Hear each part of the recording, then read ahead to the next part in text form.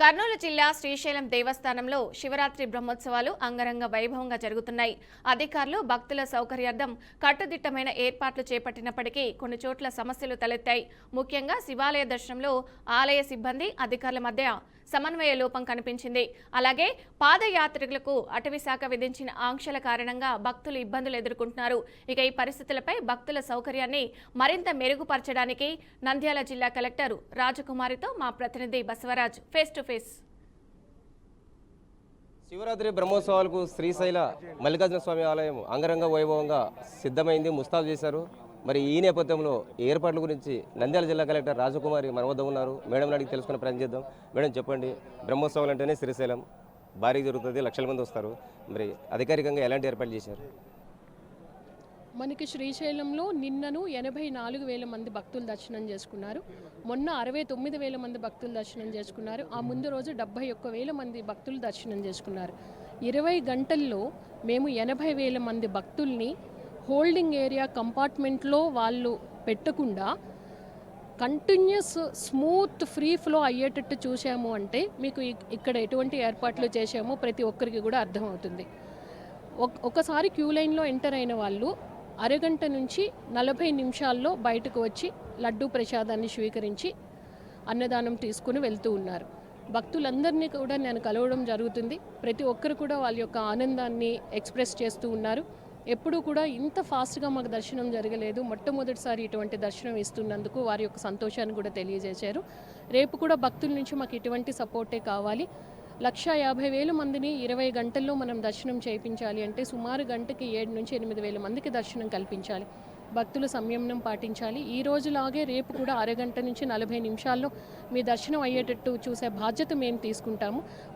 మాకు కూడా మీ దగ్గర నుంచి అంతే ఆధ్యాత్మికతతో శివనామస్మరణ చేస్తూ చక్కటి భక్తిభావంతో దర్శనం చేసుకుంటూ జిల్లా యంత్రాంగానికి కూడా సహకరించాలని నేను మనస్ఫూర్తిగా కోరుతున్నాను. అయితే 2 డేస్ బ్యాక్ ఏదైతే శివస్వాములు క్యూలైన్లో ఇబ్బంది పడ్డారు, పోలీసులు కూడా కొంచెం దురుసుగా ప్రవర్తించారు, ఎంటైర్ ప్రభుత్వ యంత్రాంగం ఫెయిల్యూర్ అయింది అంటే వాళ్ళకి సకాలంలో లేదా ఇన్ టైంలో దర్శనం కల్పించడంలో అని అంటున్నారు. మీరేమంటారు?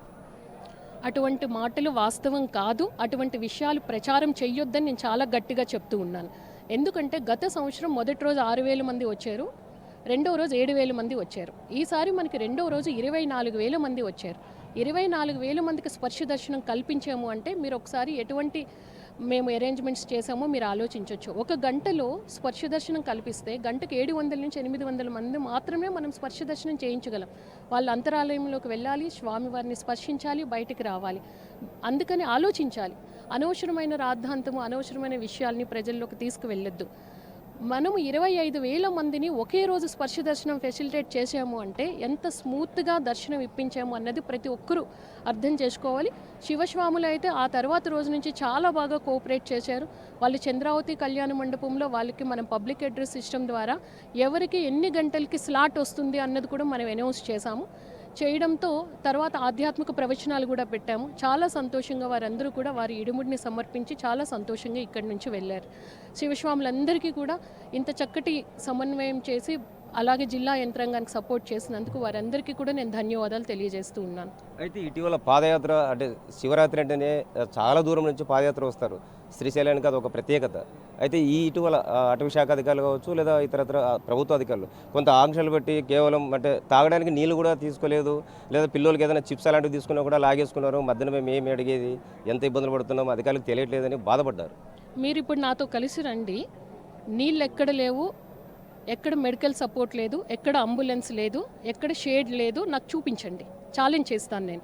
ఎందుకు అంటే 13 స్పాట్స్ని మేము ఐడెంటిఫై చేశాం.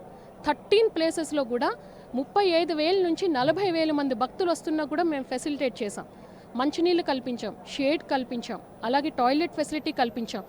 అటవీ ప్రాంతంలో వాటర్ లైన్ లేదు, కానీ గ్రావిటీ ద్వారా కైలాస ద్వారం నుంచి భీముని కొలని వరకు కూడా గ్రావిటీ ద్వారా టెంపరీ లైన్ వేసి ఫెసిలిటేట్ చేస్తున్నాం.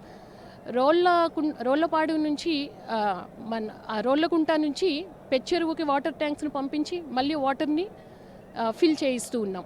తర్వాత ఎక్కడెక్కడ మనకి నేచురల్ కొలనులు ఉన్నాయో వాటన్నింటిని కూడా క్లీన్ చేయించి అవన్నీ కూడా రీజనల్ ల్యాబ్స్కి పంపించి వాటర్ టెస్ట్ చేపిస్తే మనకి 2 చోట్ల వాటర్ నాట్ పోర్టబుల్ అని వచ్చింది. అక్కడ కూడా మీరు చూడొచ్చు, పెద్ద హోర్డింగ్స్ పెట్టాం, ఈ 2 ప్రాంతాల్లో నీరు తప్ప మిగతా ఎక్కడన్నా మీరు స్వీకరించవచ్చు అని.